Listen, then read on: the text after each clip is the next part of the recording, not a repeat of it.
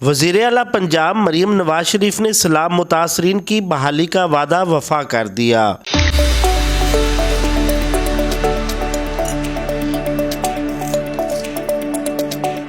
Deputy commissioner Asif رضا کا کہنا ہے کہ ضلع پاکپتن میں سیلاب سے متاثر ہونے والے 12,600 متاثرین کو بینک کے ذریعے امدادی رقم کی فراہمی کا آغاز کر دیا۔ گورنمنٹ آف پنجاب کی ہدایات کے مطابق یہاں پہ پاکپتن میں متاثرین سیلاب کی امداد کے لیے اور یہاں پہ بینک آف پنجاب نے جو سیلاب متاثرین ہیں ان میں رقوم کی تقسیم کا آغاز کر دیا ہے، اور آج ہم نے پہلے دن جو مکانات تباہ ہوئے، فصلات ہیں، اس کے علاوہ جو مویشی ہیں ان کا جو نقصان ہے اس کا ازالہ کرنے کے لیے 500 کے قریب لوگوں میں ہم نے امدادی رقوم تقسیم کی ہیں۔